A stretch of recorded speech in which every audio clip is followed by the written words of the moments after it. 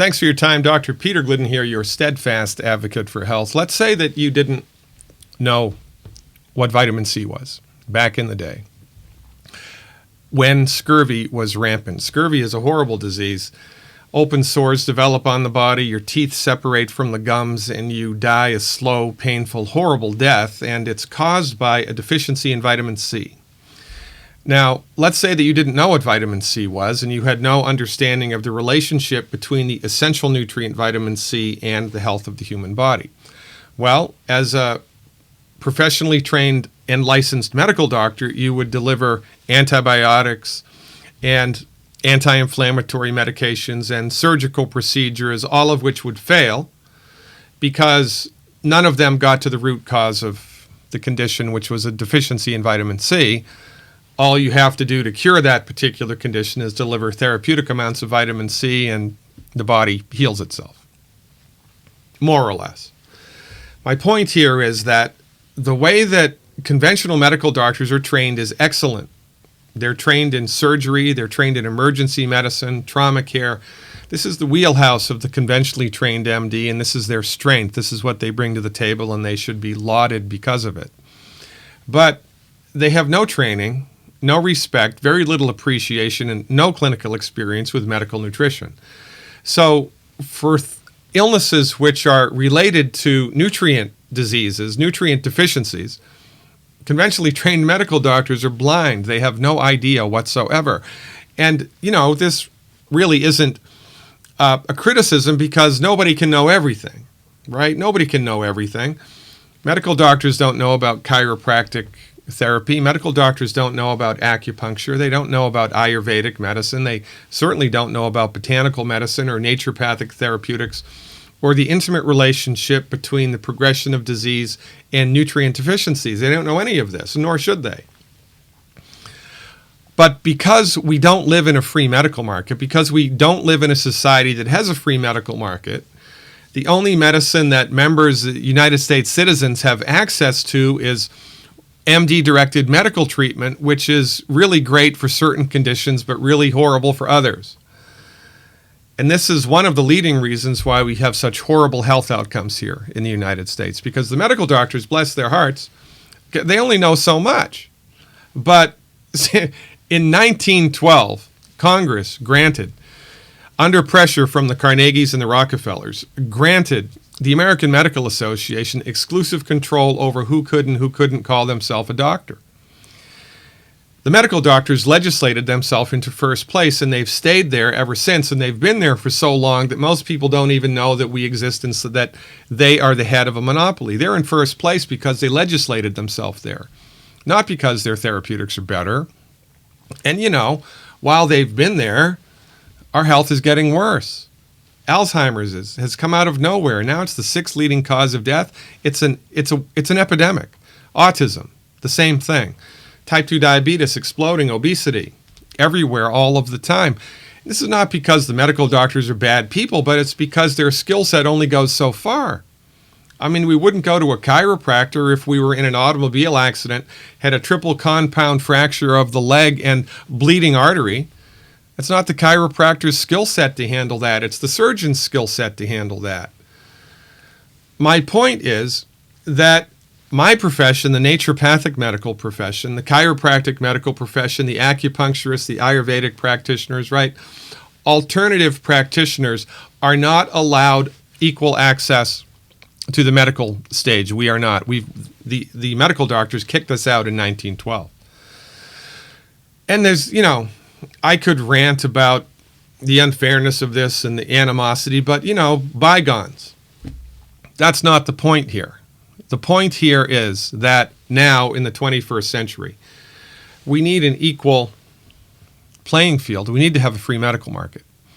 I mean, imagine what would happen if all of a sudden your medical insurance paid for, it was mandated by law that your insurance paid for licensed and regulated acupuncture, licensed and regulated naturopathic medicine, licensed and regulated chiropractic medicine.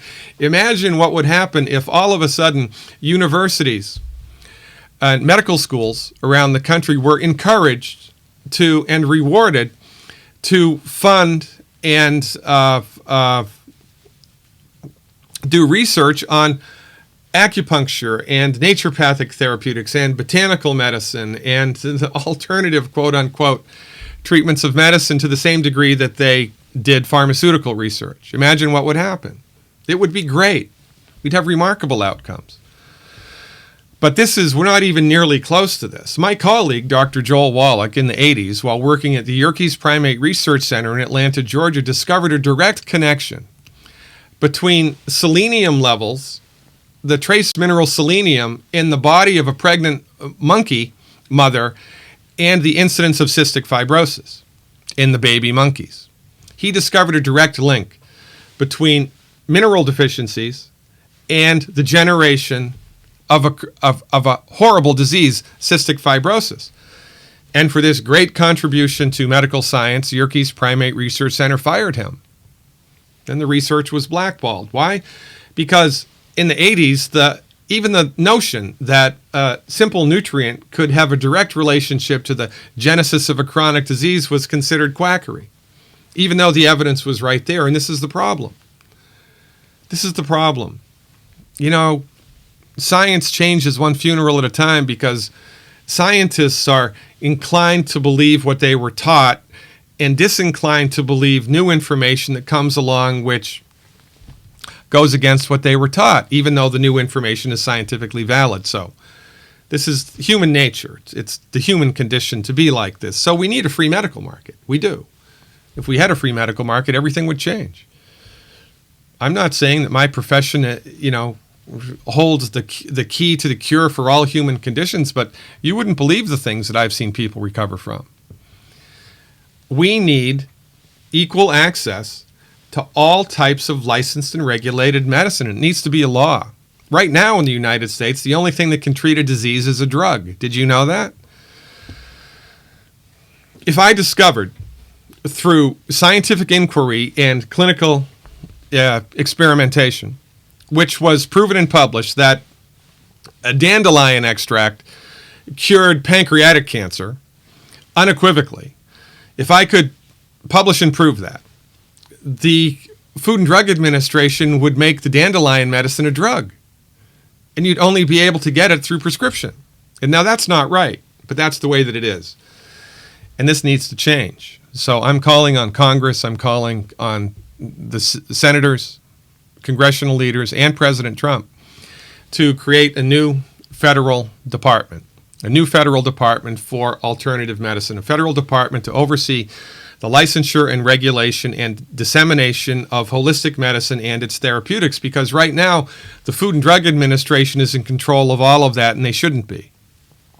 The Food and Drug Administration should oversee the pharmaceutical industry. Now, they're not doing a very good job at that. There's, a lot of corruption there, but I'm not arguing to fight that fight. We need to let that sort itself out, however it's going to. But we do need to remove the control over vitamin therapy and botanical medicine therapy and acupuncture therapy and every other type of therapy that there is besides drugs and surgery. We need to remove that from the Food and Drug Administration because they shouldn't have control over that. They have no idea about it whatsoever. So we need a new federal bureau that has power to oversee for the public good and to make available to the public information about the effectiveness or lack thereof of alternative medical therapeutics. This needs to happen, and it needs to happen now. And if anybody can do it, it's President Trump. We have existed under the cloud of a Machiavellian medical monopoly for over 100 years now. And conventional medical doctors have, thank God for the sterile technique, thank God for pain medication, thank God for antibiotics and Novocaine. But quite frankly, most medical doctors who are open-minded and progressive agree with me that they don't know everything. It's not possible for any one medical profession to know everything. We need to all come together. And that's only going to happen inside of a political construct where there's equal footing for all licensed and regulated medical professions. I am your steadfast advocate for health, Dr. Peter Glidden. Thanks for your time.